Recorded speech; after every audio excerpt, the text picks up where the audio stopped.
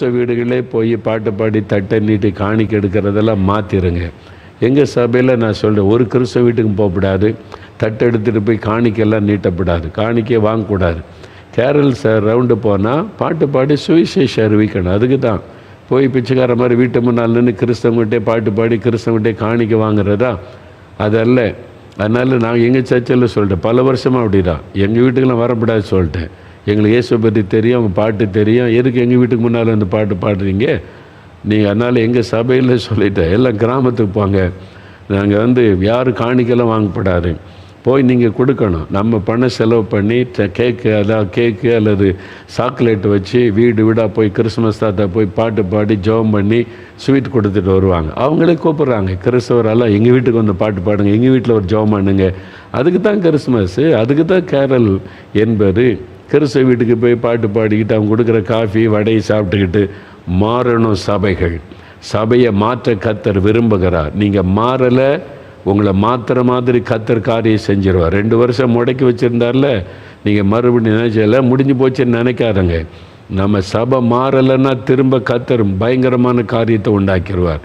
இன்னும் உணர்வு வராமல் இருக்கிறோம், நம்ம மாறணும். சும்மா வழக்கத்தின்பட்டு நாங்கள் இப்படி தான் பரம்பரையாக செய்கிறோம், தலைமுறையாக செய்கிறோம், பைபிளில் இருக்க அப்படி செய்ய சொல்லி சுவிசேஷத்தை அறிவிங்க, பயன்படுத்தி கொள்ளுங்கள். கிறிஸ்தவ வீட்டுக்கு போய் பாட்டு, கிறிஸ்தவங்களை எங்கள் வீட்டுக்கு வராதங்கன்னு சொல்லுங்கள். நீங்கள் போய் மற்ற இந்துக்கள் வீட்டுக்கு போங்க, ஆண்டவர் அறியாத வீட்டுக்கு போங்க, சுவிசேஷம் சொல்லுங்கள், அவங்கள வாழ்த்துங்க, அவங்கள போய் ப்ளஸ் பண்ணுங்கள், அவங்களுக்கு ஒரு பிள்ளைகளுக்கெல்லாம் ஸ்வீட்டு கொடுங்க, அவங்க சந்தோஷப்பட. கிறிஸ்மஸ் வந்தால் எங்களுக்கு கிறிஸ்மஸுக்கு தாத்தா கேக் கொடுக்குறாரு, எங்களுக்கு ஸ்வீட் கொடுக்குறாங்கன்னு அப்படியே ஒரு ட்ராக்ஸ் கொடுங்க, அழகாக வாங்கி வாசிப்பாங்க. கிறிஸ்மஸ் ட்ராக்ஸ் வேணுமா? எங்கிட்ட இருக்குது, எல்லா நம்முடைய கெத்செமனே ஜெபமாயத்தில் இருக்குது. கிறிஸ்மஸ்னால் என்னன்னு சின்ன அதை வாங்கி போய் கொடுங்க. இயேசுவை அறிவிங்க. சும்மா நீங்கள் இந்த பறந்த மாதிரி உங்களுடைய பாரம்பரியத்தினாலே தேவனுடைய கற்பனையை மீறாதங்க. இன்னும் என்ன பாரம்பரியம்? பாரம்பரியத்தை இயேசு உடைத்தார். பாரம்பரியமே தப்புன்னு பேசினார் இயேசு. அதனால தான் சிலுவைக்கு கொண்டு போனாங்க. என்ன பாரம்பரியம் வேண்டி கிடக்கு? வசனம் தான் முக்கியம். வசனத்தின்படி சபை, வசனத்தின்படி நம்ம காரியம் நடக்கணும். அப்போ முன்னோர் தப்பு பண்ணாங்களோ அது தப்பு தான், அது அறியாமையின் காலம். அறியாமையினால் தப்பாக பண்ணால் கூட அந்த பக்தியை ஆண்டவர் கனப்படுத்தினார். இப்போ அப்படி கிடையாது, இப்போ வித்தியாசம். இப்போ சின்ன பிள்ளைகள் ஜோமனி பிசாசு போகுதில்லை, சின்ன பிள்ளைகள் ஜோமனி கேன்சர் சுகமாகுது இல்லை. இப்போ என்ன காலம்? எழுப்புதல் காலம். இப்போவும் நீங்கள் அந்த காலத்தையே நினச்சிக்கிட்டு இருந்தீங்கன்னா, அப்போ குடும்பி வச்சுருந்தாங்க, வேஷ்டி தான் உடுத்தாங்க. இப்போ எல்லாம் மாறிட்டீங்கள்ல. இப்போ அது மட்டும் மாறினீங்க, என்ன பாரம்பரியன்னு பெருசாக பேசுகிறீங்க? இது மாதிரி பேசிக்கொண்டு உங்களுக்கு பாழாக்காதங்க சபையை. வெளியே வாங்க இந்த பாரம்பரியத்தை விட்டு. இன்னும் ஆசீர்வாதத்தை ஏலம் போடுறீங்களா? பரலோகத்துக்கு வருவீங்க நீங்கள். ஆமாம், ஏலம் போட்டுக்கிட்டே இருங்க. ஆண்டவருக்கு விருப்பமில்லாத காரியத்தெல்லாம் செய்து பெருமையாக நீங்கள் நினைக்கலாம், 1.5 லட்சத்துக்கு எடுத்தேன், 2 லட்சத்துக்கு எடுத்தேன். ஒரு நாள் மரணம் சந்திக்கும், அன்னைக்கு தெரியும் அதனுடைய விளையாட்டெல்லாம். பிசாசுலாம் வாராசா பெருமையாக இருந்தல்ல, சபையில் போய் மற்றவங்களாம் நீ தாழ்த்தி நீ தான் பெருமையாக நினச்சல, வா நரகத்துக்கு தான் நீ வர முடியும். கொண்டு கூட்டிகிட்டு போவான் அன்றைக்கி ஜாலியாக. தெரியும் உங்களுக்கு, வெறும் பக்தி அல்ல கிறிஸ்தவ வாழ்க்கை என்பது. எக்ஸ்பீரியன்ஸ் வித் ஜீசஸ், அதுதான் கிறிஸ்தவ வாழ்க்கை. பக்தியை ஞாயிற்றுக்கிழமை சர்ச்சுக்கு போகணும், சிலுவை போட்டால் வந்தால் இதெல்லாம் கிறிஸ்தவ வாழ்க்கை. ஏமாந்து போகாதங்க.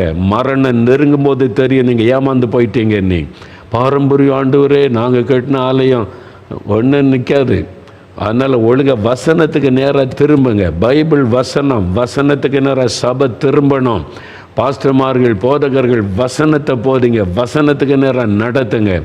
வசனத்தில் இல்லாத ஒரு காரியம் முக்கியமாக வேண்டாம் அப்படின்னு. கிறிஸ்மஸ் அப்போ கிறிஸ்மஸ் தான் எங்கள் வசனத்தில் இருக்குது இல்லை, கிறிஸ்மஸ் வசனம் இல்லை. அது ஒரு பண்டிகை கொண்டாடுங்க, ஆனால் அதை வச்சு சுவிசேஷத்தை சொல்ல பயன்படுத்துங்க. அவ்வளோதான். நீங்கள் அதுக்கு முக்கியத்துவம் கொடுத்துக்கிட்டு அதையே பார்த்துக்கிட்டு அதை கும்பிட்டுக்கிட்டு எல்லாம் கிடையாது.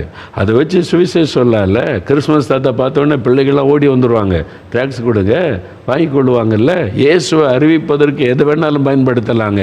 சுவிசேஷத்தை அறிவிக்க பயன்படுத்துகிறோம், அவ்வளோதான். அதுக்கு தான் ஆண்டவர் நமக்கு இந்த வாய்ப்பை தருகிறார். இதை பயன்படுத்தி கொள்ளுங்க. அதனால் கிறிஸ்தவ வீட்டுக்கே போய் கிறிஸ்மஸ் தாத்தா நின்றுக்கிட்டு பாட்டு பாடிக்கிட்டு நீங்கள் மாறணும். சபை மாறணும் வித்தியாசமாக. இது நல்ல சந்தர்ப்பம். டிசம்பர் 25 வரைக்கும் சுவிசேஷத்தை அறிவிக்க நல்ல வாய்ப்பை திருச்சபைக்கு கர்த்தர் தந்திருக்கிறார். இதை பயன்படுத்தி கொள்ளாவிட்டால் அந்த சபைகள் ஆண்டவர் பாருங்கள், ஒரு நாள் சொல்லுவார், உனக்கு இவ்வளோ வாய்ப்பு கொடுத்தேன், உனக்கு ஐயோன்னு சொல்லிடுவார். தயவுசெய்து மாறுங்க. நம்ம மாறித்தான் ஆகணும்.